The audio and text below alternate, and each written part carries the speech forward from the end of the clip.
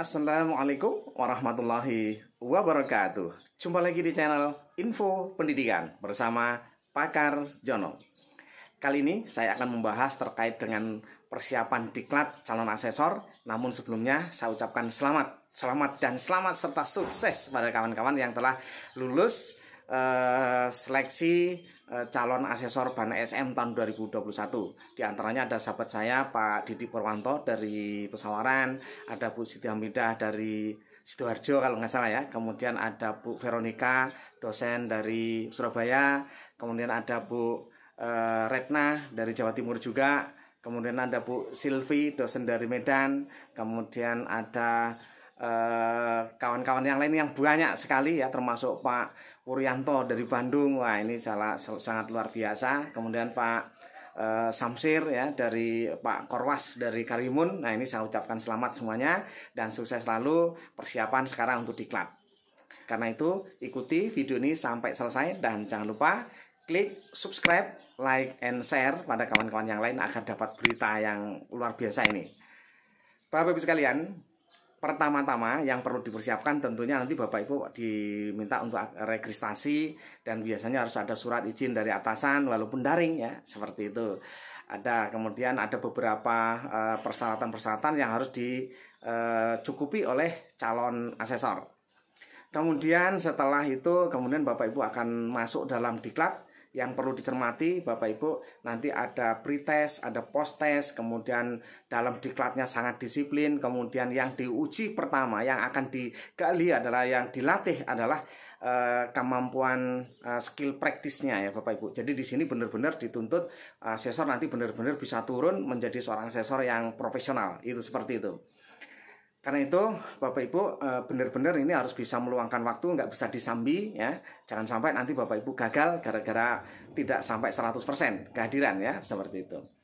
Kemudian yang kedua, ketika pretest. Nah, pretest ini dan posttest selalu ada biasanya seperti itu. Apakah itu lokal di BAN provinsi atau BAN pusat saya tidak tahu, tapi saat saya diadakan itu ada ya, seperti itu.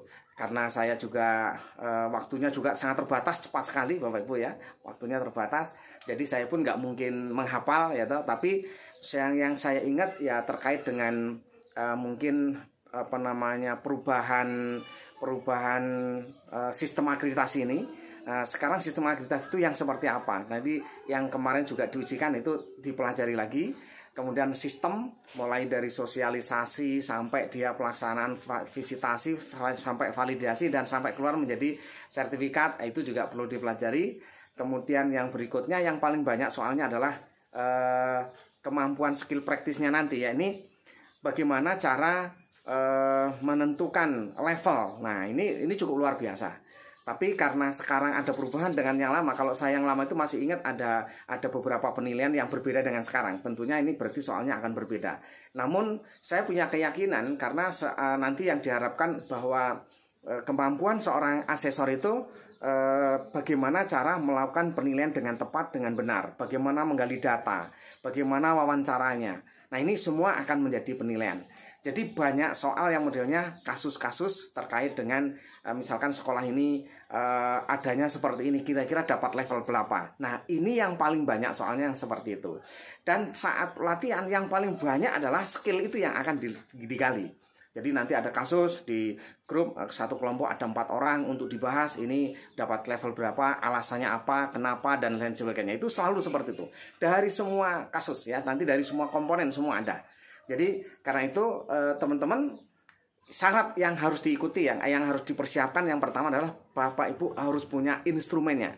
Karena instrumen sekarang ini baik SD, SMP, SMA, SMK untuk butir utamanya sama, maka harus dikuasai dari semua butir itu. Jadi juga harus dipahami bahwa ada butir khusus ya. Kalau SD itu ada 1 di butir 36 butir khusus ya, ini tentang RPP tematik ya kan. Kemudian kalau di SMK itu ada butir 36 sampai 44. Ya, ini butirnya. Kemudian kalau di SLB itu ada butir 36 sampai 40. Itu tambahan butir-butir yang harus Bapak Ibu pahami. Kemudian dari butir-butir tersebut Bapak Ibu harus kuasai bagaimana cara menentukan nanti level-levelnya itu. Itu. Kemudian SISPENA, sistem apa namanya akreditasi nanti ini juga harus dipahami, dan ini sudah ada bahasanya, dan panduan atau manual booknya juga ada di SISPENA. Bapak Ibu bisa download untuk bisa dipelajari, sehingga kita bisa tahu oh harusnya seperti ini. Nah, seperti itu.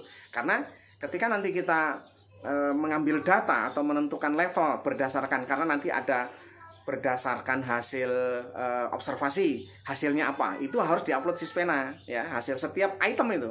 Kemudian waktu dokumennya yang ada apa gitu, itu hasilnya harus diupload juga, disampaikan bahwa ada seperti apa. Kemudian wawancara, jadi nanti ada mungkin ada 4 kolom ya, 4 kolom, dan mungkin dari barisnya bisa sampai 5 baris, itu yang nanti akan dipertanyakan satu persatu, karena itu sebagai bukti atau evidence yang digunakan sebagai data untuk penilaian, sehingga Bapak Ibu bisa memberikan rekomendasi. Jadi utamanya adalah direkomendasi, karena nanti Bapak Ibu kenapa memberikan level 4, kenapa memberikan level 3, kenapa memberikan level 2 ataupun 1. Kalau 1 itu sama saja nggak punya apa-apa pun mesti 1 kan, seperti itu. Jadi yang perlu dicermati Bapak Ibu, kalau saya selalu cek yang pertama ada di level 3. Nah, di level 3 itu sampai nggak di level 3, kan ada ketentuan level 3 itu harus ada A, B, C, D, misalkan seperti itu. Kita fair aja, objektif. Jadi jangan mengada-ada. Oh ini berarti dianggap sama. Tidak. Bapak Ibu harus benar-benar objektif apa adanya. Ketika di level 3 ada, kita cek di level 4. Mungkin nggak di level 4. Kalau nggak berarti hanya di level 3. Kalau level 3 nggak sampai, berarti hanya di level 2. Kemungkinannya seperti itu. Kalau memang dokumennya ada, semuanya ada, itu biasanya bisa di level 2. Tapi kalau dokumennya aja sudah tidak ada, Bapak Ibu jangan terlalu berharap sampai ke level 3 kan, seperti itu ya. Jadi hanya bisa dilihat di level 2 atau level 1. Ini cara ketika Bapak Ibu nanti akan melihat atau memahami sistem akreditasi yang baru ini. Dan ini nanti di pretestnya akan ditanyakan. Pertanyaannya berdasarkan kasus per kasus gitu ya. Jadi seperti itu.